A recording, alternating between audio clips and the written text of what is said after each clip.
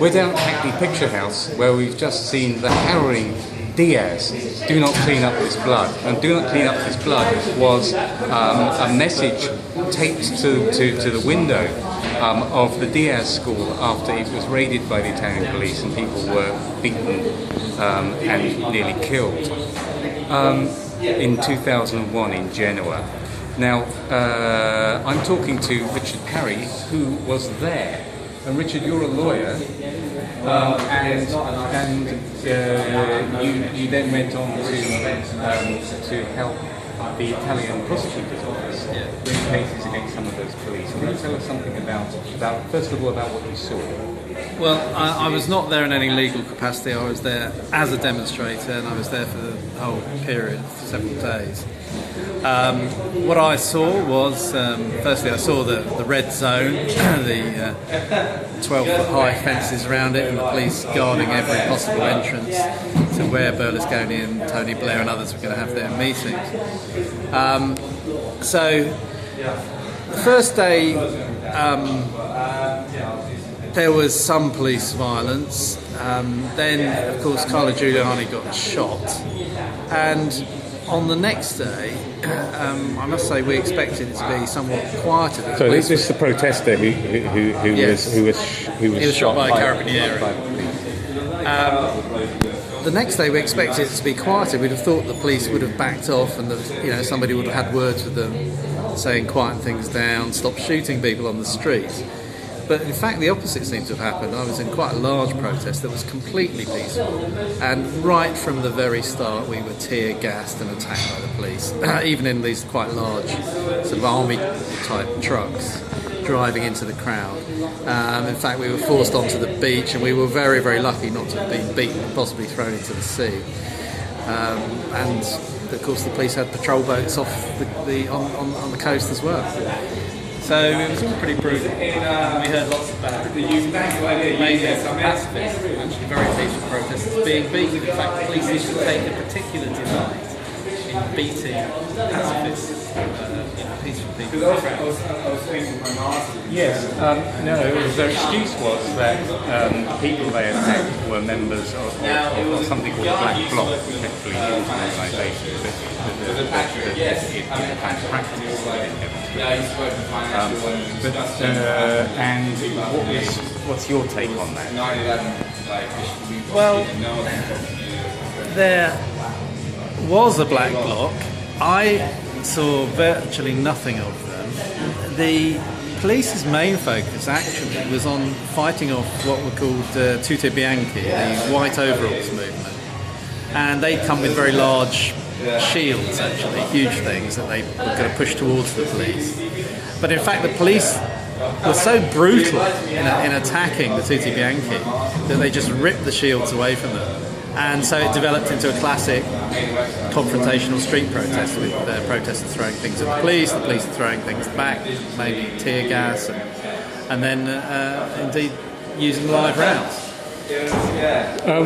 Now, it's hard to describe the very attractive legal process in Italy with a small number of convictions for the number of people involved as being a success. But what did make you success, which was, to a certain extent, you did result in some convictions of police officers?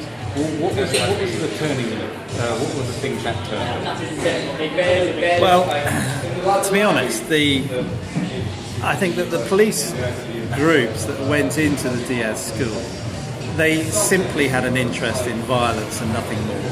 As an afterthought, they thought they better justify it and so plant some evidence. And when all that started to collapse, I mean, they didn't even gather the evidence properly. They just threw it into the middle of the floor, and so no individual items could be attributed to any protester. So as soon as the proper reviewing authorities, the prosecutor's office and the magistrate had to review the evidence, they realised there was absolutely no case at all against anybody, any of the 93. So from there, And I think some credit has to be given to, there were 2 prosecutors who then took on the role of investigating the police brutality. And once the cases had been dropped against the 93 arrestees, they could become potential witnesses. We had the prosecutor, 2 prosecutors flying into London. They then took oral evidence on oath at Bow Street Magistrates Court from some of the English protesters who'd been beaten up by the police, quite seriously injured in fact. And when that was done, then the tables were turned. Then they could become witnesses against the police. We then had 2 trials. One was Bolsonaro, the abuse, torture in the prison, and then the other one was the actual brutal attack on the protesters in the Diaz school. So that process did take a long time, but the convictions did come, and it was due to a large amount of patient work by Italian prosecutors. So I think they should be given some credit. Unfortunately, as you may know, in Italy there is a 12-year statute of limitations, and that 12 years runs. And it doesn't get extended. So as long as you can put in appeal after appeal after appeal, all the police knew that at the end of the day it wouldn't really matter. And even though the Italian state has paid out quite a large amount of compensation, none of the people involved in this have actually gone to jail or even lost office. Now, try and put this in context. So any of us who are involved in protesting are used to police violence wherever you are, and we're used to police hunting evidence as well. What was particularly was this case more extreme? And what stood out for you about Well, what really stood out was just the extent of the brutality.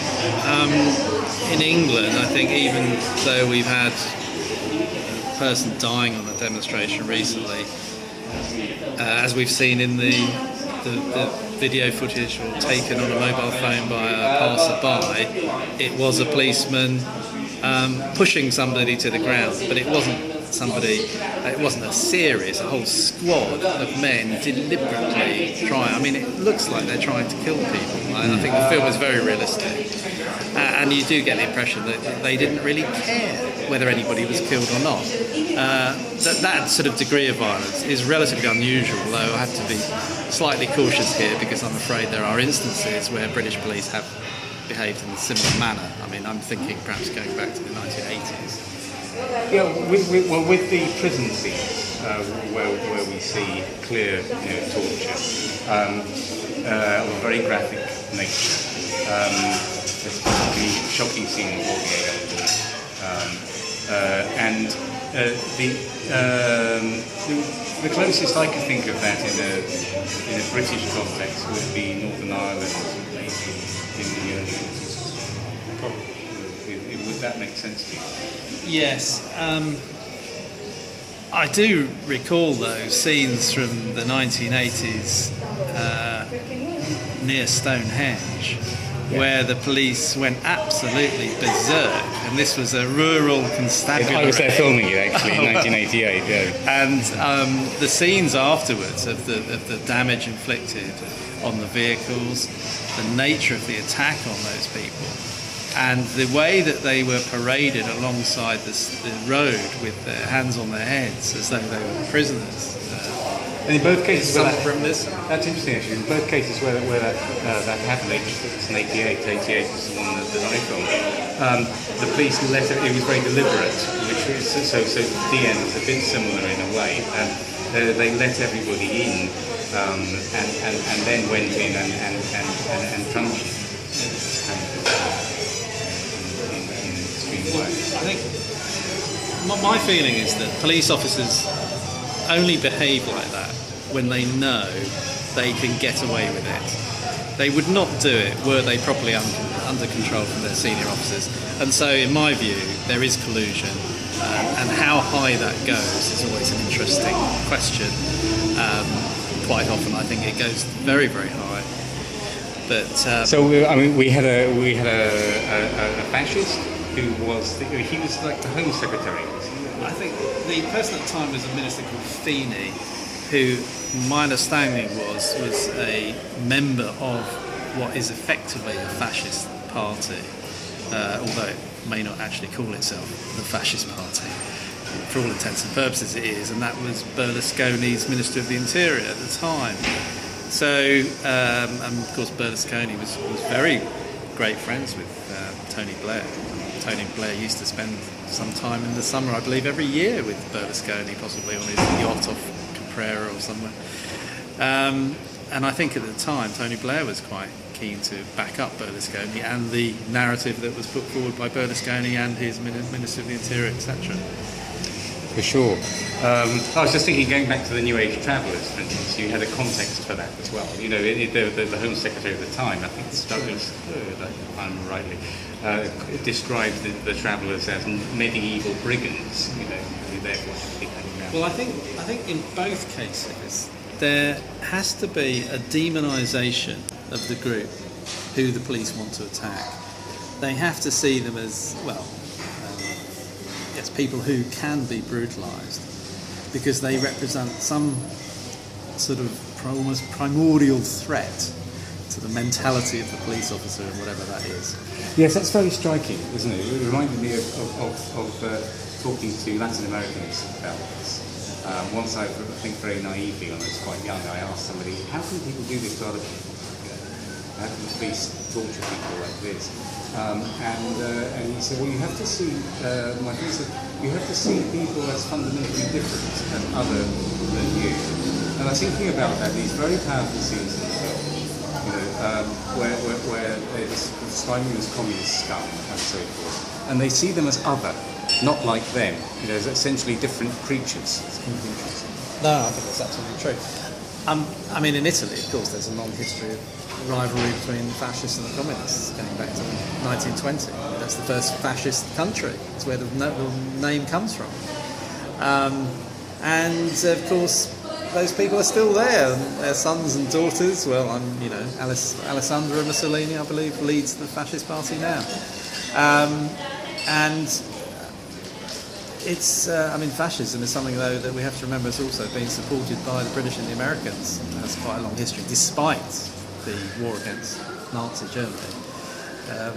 There was strong support, really, for Franco and the Italian fascists, certainly among quite large sections of the British aristocracy and the American capitalist aristocracy. So, the people who are squeamish about seeing this film, Richard, how would you persuade them to go and see it? Well, it is quite violent. It is extremely brutal. It's very well done. I think it's extremely well made. It does look utterly realistic, and it probably doesn't even then portray the full horror. I mean, imagine this brutality went on, and people would have heard the screaming as the police came closer and closer, then brutally attacked them, and then there was the whole period in prison and everything else. Well, I suppose my feeling, and I have to say that I did not study law as a student, I studied history, is that I feel that people have to know about history and know about contemporary politics to know what's going on in the world, and you do have to face up to the brutal, horrible realities in order to try and change things for the better. So I think people, it's nasty, but it's worth seeing to just see exactly how police and their superiors can act when they feel under some perceived threat. Thank you so much, Richard. That's an interesting conversation, and we're going to get found out by Gertrude very soon. So this is Richard Hearing for Hednick's channel Vision on TV.